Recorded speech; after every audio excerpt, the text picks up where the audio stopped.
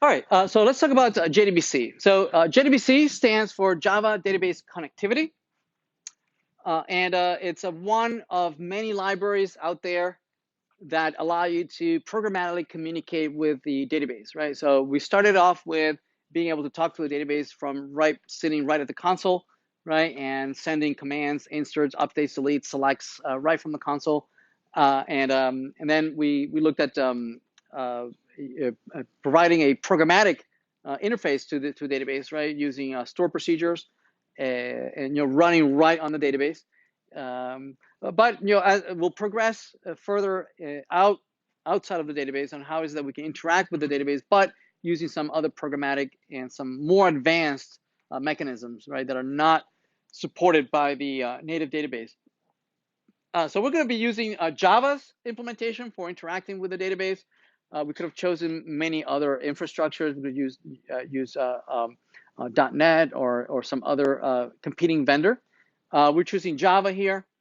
One of the cool things about JDBC is that it tries to apply the same philosophy that Java applied for the operating system, where the mantra for Java is that code ones run anywhere, right? That and as long as you use the API, the Java API, you don't have to worry about this being running on any particular vendor.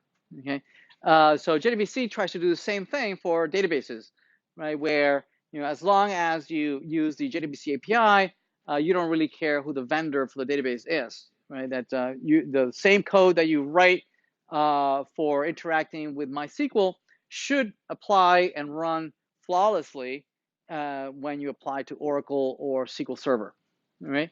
So the same kind of philosophy. You have your Java application running at the top level. JDBC creates this layer of abstraction from the JDBC from the database vendor. So it renders the database a commodity, right? You should be able to just swap out different vendors and everything would work ideally. It's not quite as perfect as is being sold, but for the most part, it works quite nicely.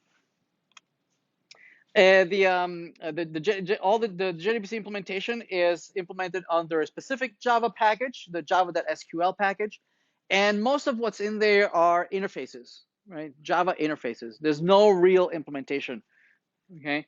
Any particular code that actually talks to a database. What instead Java does is that it relies on the database vendors to provide an implementation, right, or drivers that implements the Java JDBC interface, right? And as long as they adhere to the interface, your application that you run, that you implement, it's shielded from any particular idiosyncrasies of the vendor, right? As long as you stay within the walled garden, that is provided by Java, right? If you, certainly vendors will try to lure you out of JDBC and say, "Oh, yes, we support the JDBC framework.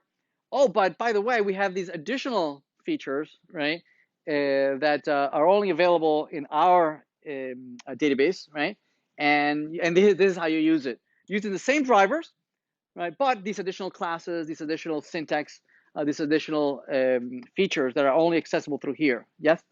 And when if you start using, just like if you start using SQL that is specific to a vendor, or start using store procedure features that are specific to the vendor, same thing. If you start using JDBC features that are specific to that vendor, right, the more you'll be tied to that particular vendor, right, and the harder it will be to migrate to competing vendors.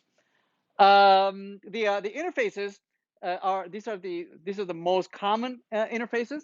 The driver, right, it represents the overall class that is used to instantiate and manipulate the database.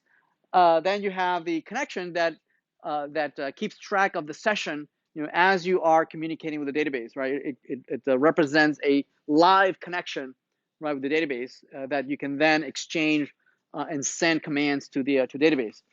Statements allow you to specify SQL statements. You can send select statements, inserts, updates, deletes, And then any data that comes back from the database, right, as rows and whatnot that come back from the database are represented with as result sets, right? And then it allows you to iterate over those rows to read each field inside of that row.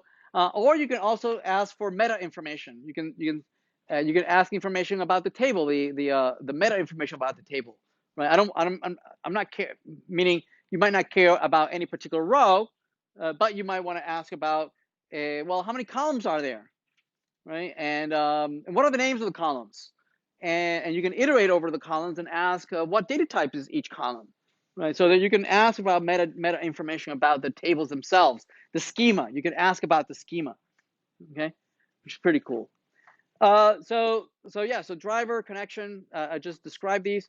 Each one of these, right, represents live resources on a as they are connected to a database, right? So these are resources that some other remote server is maintaining. The database server is maintaining these live connections.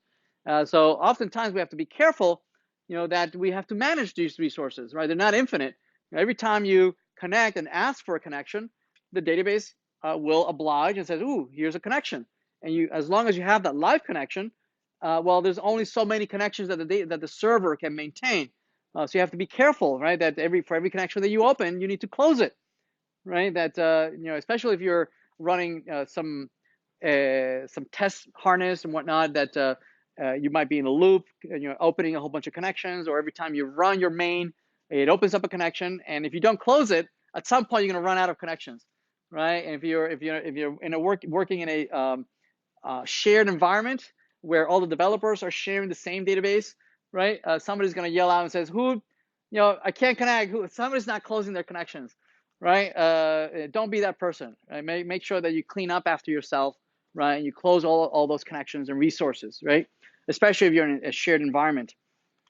Right, result set, as I mentioned earlier, allows you to iterate over the results and the rows that come back, right? In a SQL statement, if you run the SQL statement on a console, it might display maybe several hundred records at a time.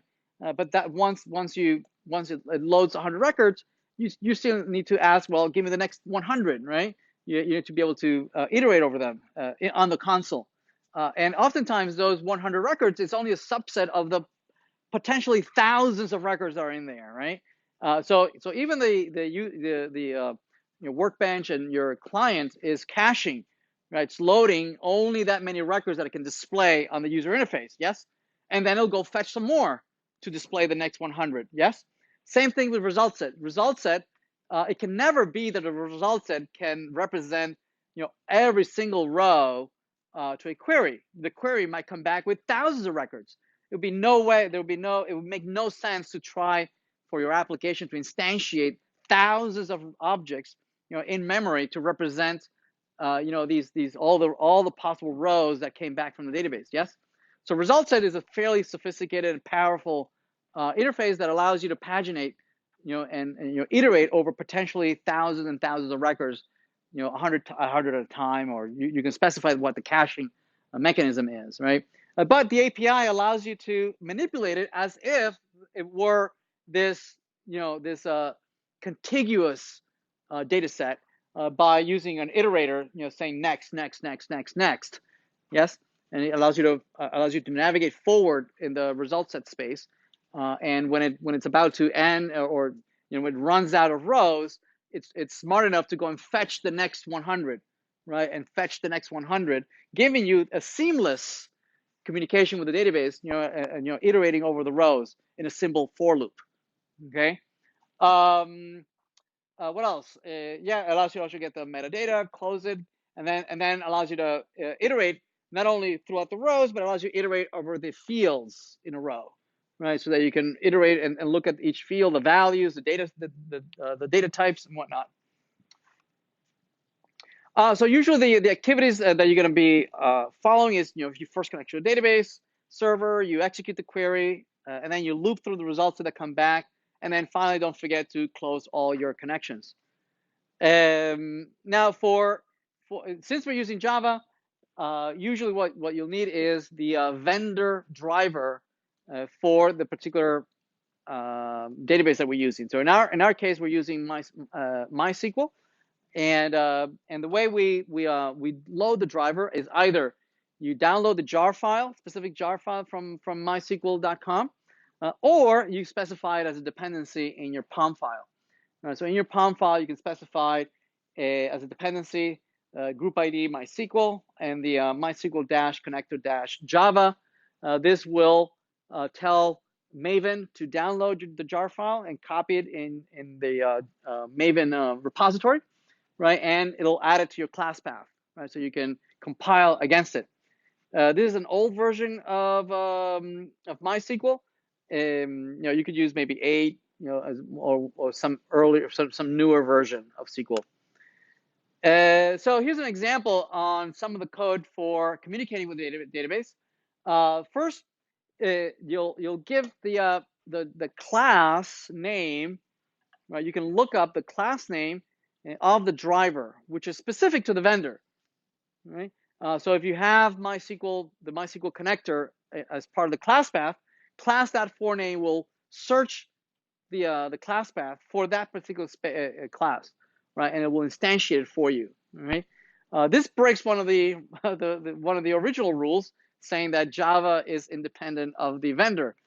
Here we are specifically being dependent on the vendor. Notice that the string kind of gives it away. It says, "Ooh, this is MySQL," right? So typically these strings, typically they would not be hard coded in your source.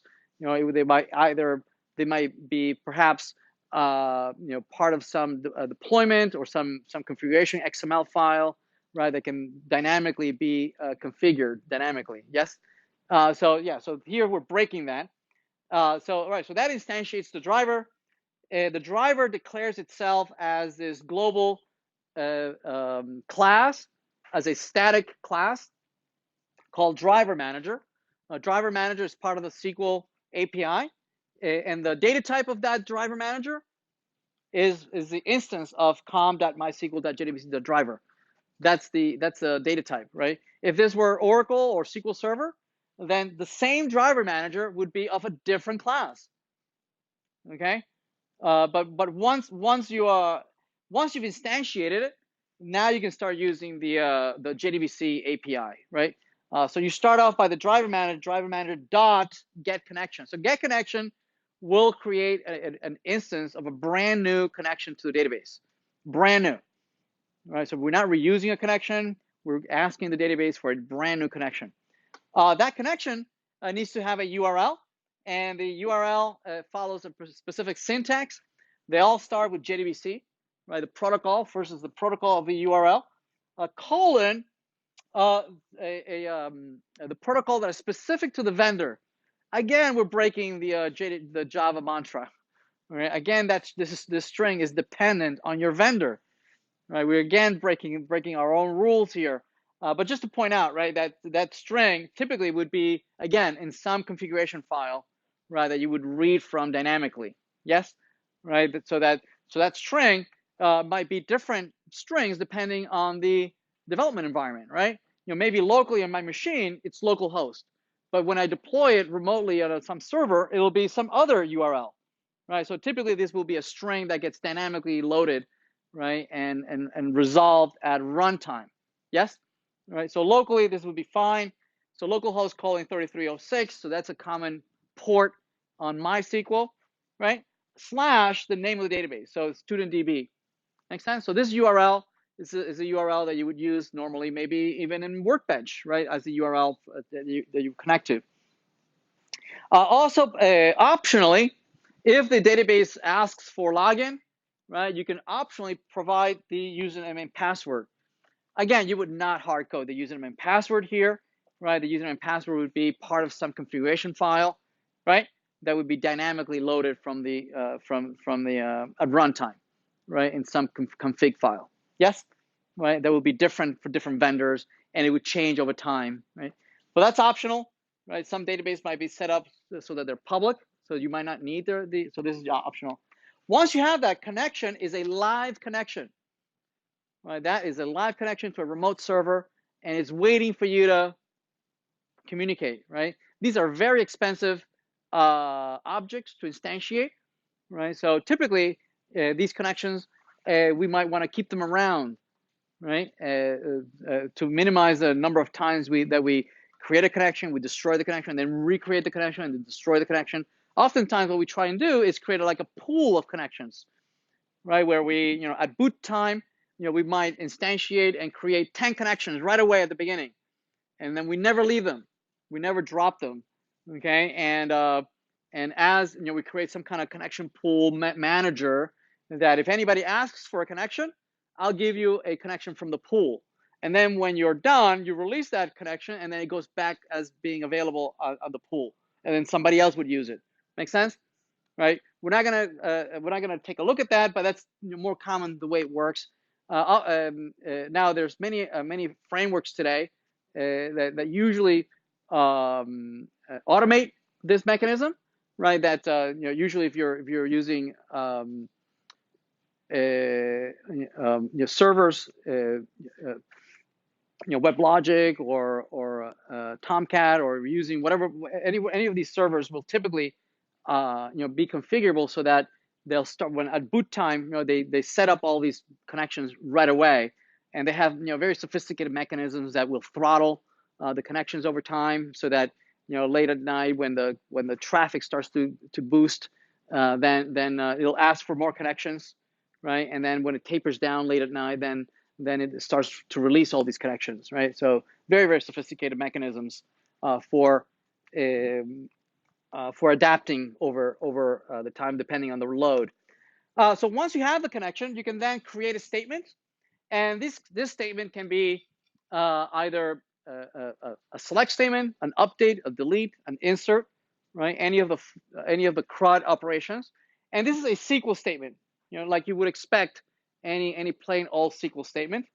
And then you can either execute the query saying statement.execute, and you can either execute a query or you can execute an update. If it's a select statement, then you say execute query.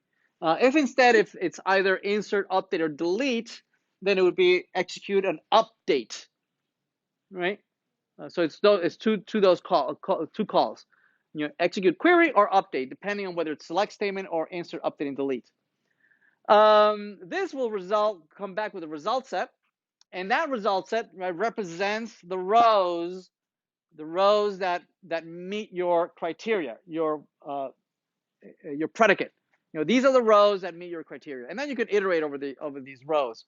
Now, instead, if it's an update, it's not going to come back with rows, right? Instead, it'll come back with some status information saying, yeah, I was able to update, I was able to insert, I was able to delete, and these are how many rows I was able to update or delete.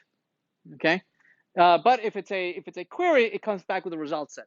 Once you have the result set, you can start iterating over the result set. Right? You can say, all right, hey, result set. I can say next, right? What that does is that it advances, right, to the next row, right? And it's like it's an iterator, right? Notice that it's inside of a while loop. As long as there are rows, it returns true. When there are no more rows, right, it returns false, right? And then you can fall out of the while loop. Make sense? So you have to have at least one next. Notice that next executes the very first time before you start looking at the row. Just the result set does. At first, the result set is not pointing to any one row, but not until you do that first next, right? Then it starts looking at the rows. Once you're in a row, on top of a row, you can start now iterating over the fields, right? The fields in that row, right? And then you can retrieve each field by the name of that column, right? You can retrieve the student names, the department name, whatnot, right? And then notice that they are transformed from the data type in the SQL data types. They're converted into Java data types, right? And those data types are not always one-to-one, right? So for instance, there is no Boolean in SQL, right? There's tiny int, right? Which could be treated as an integer, or it could be treated as Boolean, right? So the conversion is a little bit up to you, that it makes sense to you, right? You can convert also a date into just a string representation or into an actual date object, right? But again, that's up to you. And then we can just print it, and then don't forget to close the result, close the statement, and then close the connection, right? Because those are all live resources.